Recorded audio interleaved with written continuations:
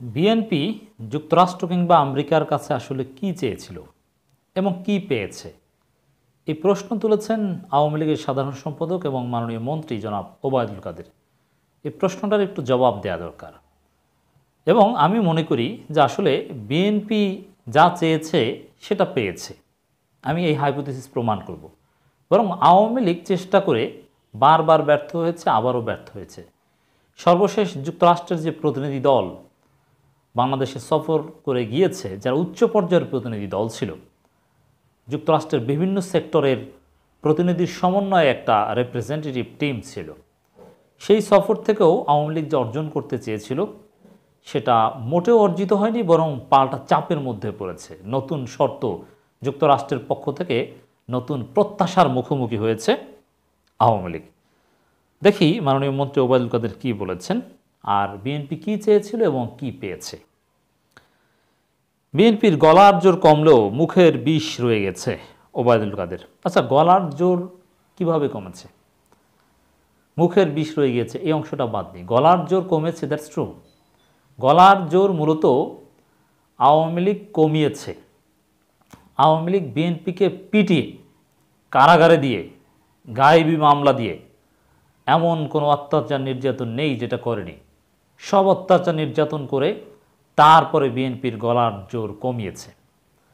আর সেটাকে গর্ব করে, মানবাধিকার লঙ্ঘন করে, বিএনপিকে কোণঠাসা করে, বিএনপিকে নিপীড়ন করে গলার জোর কমিয়ে সেটা আবার বলে। গলার জোর কমেছে এটা তো ঠিক, কিন্তু আওয়ামী লীগ কমিয়েছে।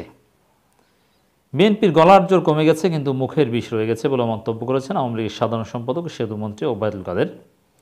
আচ্ছা, মুখের বিষ এটা কীভাবে বুঝলেন? না, অন্তরের বিষের কথা বলছেন, কারণ গলার জোর আর মুখের বিষ তো একই কথা, আর মুখ দিয়ে বলে গলায় একই তো কথা।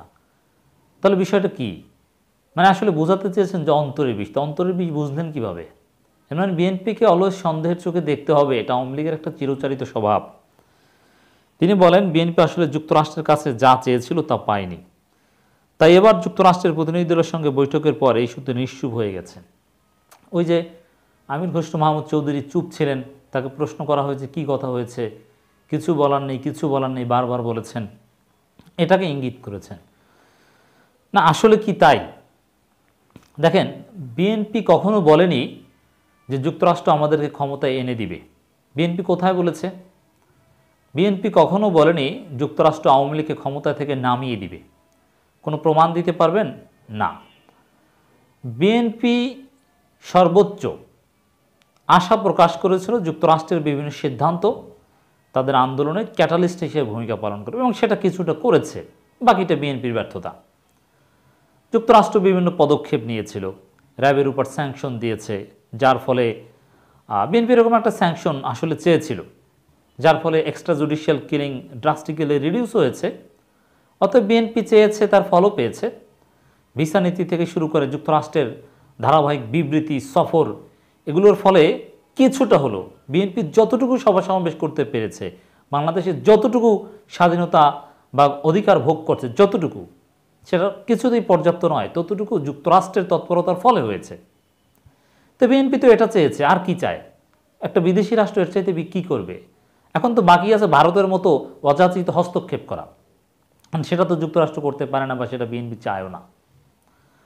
অতএব এই যে ওবায়দুল কাদেরের বক্তব্যটা যে বিএনপি চেয়েছিল আওয়ামী লীগকে ক্ষমতা থেকে যুক্তরাষ্ট্র নামিয়ে দিবে, অমুক তমুক, বিএনপি ক্ষমতা এনে দিবে, এটা বিএনপি চায়নি। বরং এই ধরনের প্রত্যাশার কথা আওয়ামী লীগের প্রোপাগান্ডা সেল তারা বাজারে বিক্রি করেছে, তারা প্রচার করেছে।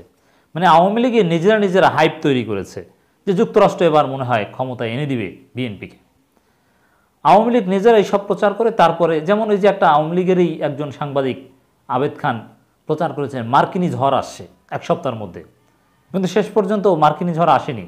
এর মানে আওয়ামী লীগ নিজেরাই প্রচার করেছে যে মার্কিনী ঝড় আসছে, এটা কিন্তু বিএনপি বলেনি। তারপরে নিজেরাই এবার দেখিয়েছে যে মার্কিনী ঝড় ঠেকিয়ে দিয়েছে, দেখছো কোনো ঝড় টর কিছু আসেনি। এর মানে এগুলো সব আওয়ামী লীগের চালাকি। অতএব দর্শক, বিএনপি যা চেয়েছে এখনও সেটা পাচ্ছে। যুক্তরাষ্ট্র একটা বন্ধু রাষ্ট্র হিসেবে বাংলাদেশের গণতন্ত্র প্রশ্নে, মানবাধিকার প্রশ্নে সোচ্চার, অনর। তারা বাংলাদেশে গণতন্ত্র চায়, এখনও চায়।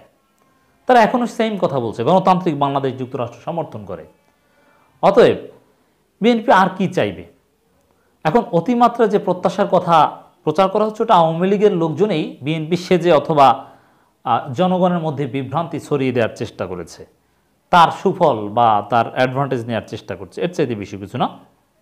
মার্কিন প্রতিনিধি দলের সফর নিয়ে ওবায়দুল কাদের বলেন, মূলত এবার মার্কিন যুক্তরাষ্ট্রের প্রতিনিধি দলের সঙ্গে মার্কিন যুক্তরাষ্ট্রের প্রতিনিধি দলটি সরকারের সঙ্গে সম্পর্ক এগিয়ে নিতে এসেছিল। আমরা বিদেশিদের সঙ্গে বন্ধুত্ব চাই, কিন্তু বন্ধুর পরিবর্তে যারা প্রভু হতে চায় তাদের দাসত্ব আমরা মানি না, মানব না। ভারত প্রভু হলে তখন সমস্যা নাই নাকি?